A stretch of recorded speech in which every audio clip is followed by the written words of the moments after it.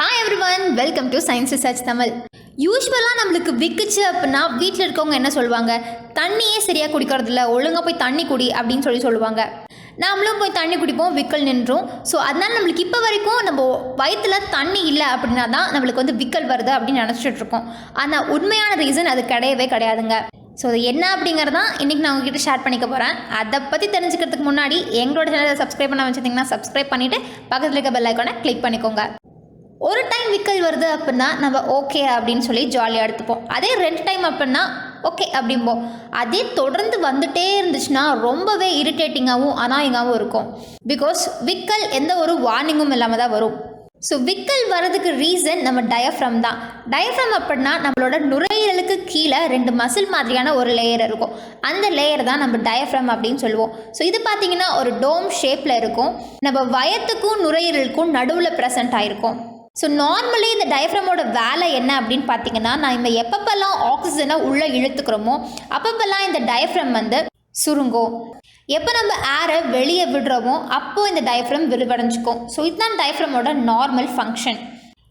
So இதுவே விக்கல் எடுக்கிற சமயத்தில் பார்த்தீங்கன்னா நம்ம டயஃப்ரம்க்கு ஏதாவது ஒரு இரிட்டேஷன் ஏற்பட்டிருக்கும். மேபி அது நம்ம சுவாசிக்கக்கூடிய ஏர் மூலியமாக இருக்கலாம், இல்லை நம்ம பாடியில் வேறு ஏதாவது நர்வ்ஸ் மூலியமாக அந்த இரிட்டேஷன் ஏற்பட்டிருக்கலாம். ஸோ அப்படி இரிட்டேஷன் ஏற்படும் போது டயஃப்ரம்னால அந்த விரிவடைஞ்சு உள்வாங்கிற ப்ராசஸை ஒழுக்கமாக செய்ய முடியாது. ஸோ அங்கே ஏதோ கோளாறுகள் ஏற்படுறதுனால நம்ம த்ரோட்டில் ஏதோ ஒரு சக் ஏற்படும், அதாவது ஏதோ ஒரு அடைப்பு ஏற்படும். அந்த அடைப்பு தான் நம்ம வாய்ஸ் பாக்ஸ்லேருந்து விக்கலாக வெளியே வர்றது. ஸோ விக்கல் வர்றதுக்கு உண்மையான காரணம் யாருன்னு பார்த்தீங்கன்னா நம்ம டயஃப்ரம் தான். ஸோ விக்கல் வர்றதுக்கு நிறைய காரணங்கள் இருக்குங்க. ஸோ மேபி ஃபிசிக்கலாக விக்கல் வரலாம், எமோஷ்னலாக இருக்கும் போது கூட விக்கல் வரலாம். பட் ஆக்சுவலாக நம்ம பிரெயினுக்கும் டயஃப்ரமுக்கும் கனெக்ட் ஆகிருக்க நர்வில் ஏதோ ஒரு பாதிப்பு ஏற்பட்டிருக்கும். ஸோ அதன் காரணமாக தான் நம்மளுக்கு விக்கல் ஏற்படுது. ஸோ அந்த நர்வில் கோளாறுகள் ஏற்படுறதுக்கு நிறைய ரீசன்ஸ் இருக்குது. நம்ம அதிகமாக சாப்பிட்டாலோ இல்லை அவசரமாக சாப்பிட்டாலுமே நம்மளுக்கு விக்கல் வரும். இல்லை நம்ம டென்ஷனாக இருக்கும் போதும், இல்லை ஏதாவது பார்த்து எக்ஸைட்டடாக ஆகிட்டாலும் நம்மளுக்கு விக்கல் வரும். எப்படி முத்து படத்தில் அந்த ஒரு பொண்ணுக்கு அவள் சந்தோஷமாக இருந்தாலும் அவள் சோகமாக இருந்தாலும் விக்கல் வரும். ஸோ அந்த மாதிரி நம்ம ஃபீலிங்ஸை அடக்க முடியல, நம்ம ரொம்பவே எக்ஸைட்டட் ஆகிட்டோம் இல்லை ரொம்பவே பயந்து போயிட்டோம் அப்படிங்கிற சமயத்திலும் சிலருக்குலாம் விக்கல் கண்டிப்பாக வரும். நெக்ஸ்ட்டு அதிகமாக குடிப்பழக்கத்துக்கு அடிக்ட் ஆகிருக்கவங்களுக்கும் விக்கல் தொடர்ந்து வந்துக்கிட்டே இருக்கும். நம்ம சரௌண்டிங்ஸில் சுற்றி இருக்கிற டெம்பரேச்சர் சீராக இல்லை அப்படின்னாலும் சடனாக நம்மளுக்கு விக்கல் ஏற்படும். இல்லை நம்ம சாப்பிடும் போது தொண்டையில் ஏதாவது அடைச்சிக்கிச்சு, உணவு குழாயில் ஏதாவது அடைச்சிக்கிச்சு அப்படிங்கும்போது நம்மளுக்கு விக்கல் வரும். ஸோ இந்த மாதிரி ஏற்படக்கூடிய விக்கல் எல்லாமே குறைந்தபட்சம் ஒரு 10 செகண்ட், ஒரு 15 செகண்ட், ஈவன் 1 மினிட் அந்த மாதிரி இருக்கும்.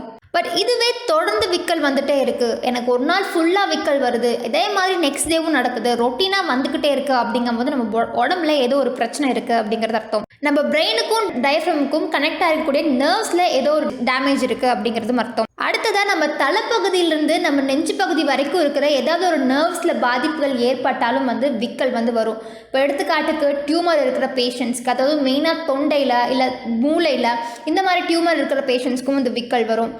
இல்லை கழுத்தில் கட்டி இல்லை காய்டர் அந்த மாதிரி ப்ராப்ளம் இருக்குது அப்படின்னாலும் விக்கல் ஏற்படும். ஸோ விக்கலை எப்படிங்க ஸ்டாப் பண்ணுறது? சிலர் பார்த்தீங்க அப்படின்னா விக்கிட்டு இருக்கும்போது அவங்கள பயமுறுத்தி ஸ்டாப் பண்ணுவாங்க. பட் இதுக்கான எந்த ஒரு சயின்டிஃபிக் ரீசன்ஸும் சயின்டிஃபிக் ப்ரூஃபும் நம்மக்கிட்ட கிடையாது. ஸோ இது எவ்வளோ தூரம் சாத்தியம், இது ஒரு ஃப்ளூக்கா இல்லை வேறு ஏதாவது விஷயங்கள் இதில் அடங்கி இருக்கா அப்படிங்கிறதும் தெரியல. அடுத்ததாக பார்த்தீங்கன்னா சிலர்லாம் அவங்க மூச்சு பிடிச்சி வச்சுருப்பாங்க, இல்லை ஒரு பிளாஸ்டிக் பேக்கில் அவங்க அவங்களோட மூச்சை ஊதும் போது அந்த விக்கல் நிற்கும்.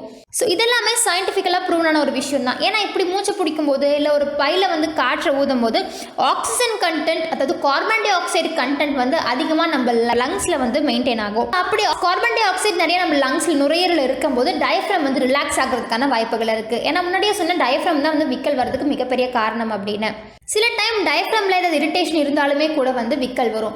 அந்த இரிட்டேஷன் நம்ம ஸ்டொமக்கில் இருக்கிற ஆசிட் மூலியமாக நடக்கும். ஸோ ஸ்டொமக்கில் அசிடிட்டி அதிகமாகிடுச்சு, ஸ்டொமக்கில் இருக்கிற ஆசிட் கண்டென்ட் கொஞ்சம் இன்க்ரீஸ் ஆகிடுச்சு, pH இன்க்ரீஸ் ஆகிடுச்சு அப்படின்னாலும் விக்கல் ஏற்படும். ஸோ இதனால தான் தண்ணி குடிங்க விக்கல் எடுக்கும்போது அப்படின்னு சொல்லுவாங்க. இப்போ டயஃப்ரத்தில் ஏதோ இரிட்டேஷனால தான் விக்கல் வந்திருக்கு அப்படின்னா நம்ம கோல்ட் வாட்டர் குடிக்கும் போது அந்த இரிட்டேஷன் சரியாகி அந்த டயஃப்ரம் கொஞ்சம் காம் டவுன் ஆகி விக்கல் நிற்கும். சிலர்லாம் பார்த்தீங்கன்னா எவ்வளோ தான் தண்ணி குடித்தாலும் விக்கல் நிற்கவே நிற்காது. ஸோ அதுக்கு நம்ம வேறு ஏதாவது மாற்று முறைகள் தான் பண்ணி ஆகணும். ஸோ நம்மளுக்கு எடுக்கிற எல்லா விக்கலுக்கும் பயத்தில் இருக்கிற இரிட்டேஷன் தான் காரணம் அப்படின்னு சொல்லிட முடியாது. மேபி வேறு ஏதாவது நர்வ்ஸில் வந்து டிஸ்டர்பாக இருந்திருக்கலாம், இல்லை ஏதாவது ஏர் வந்து நம்ம த்ராட்டில் சக் ஆகிருக்கலாம். ஸோ இந்த மாதிரி பல விஷயங்கள் இருக்குது விக்கல் வர்றதுக்கு. ஸோ வியூவர்ஸ், விக்கல் வர்றதுக்கு உண்மையாலுமே என்ன ரீசன் அப்படிங்கிறத தெரிஞ்சுருப்பீங்கன்னு நினைக்கிறேன். இனிமேல் உங்களுக்கு விக்கல் வந்துச்சு அப்படின்னா நம்ம பாடியில் தண்ணி கம்மியாக இருக்குது அதனால தான் விக்கல் எடுக்குது அப்படின்னு நினைக்காம இந்த மாதிரியான பிரச்சனைகள் கூட இருக்கலாம் அப்படின்னு சொல்லி யோசிக்க ஆரம்பிங்க. ஸோ உங்களுக்கு இந்த வீடியோ பிடிச்சிருக்குன்னு நினைக்கிறேன். அப்படி பிடிச்சிச்சு அப்படின்னா லைக் பண்ணுங்கள், ஷேர் பண்ணுங்கள், கமெண்ட் பண்ணுங்கள்.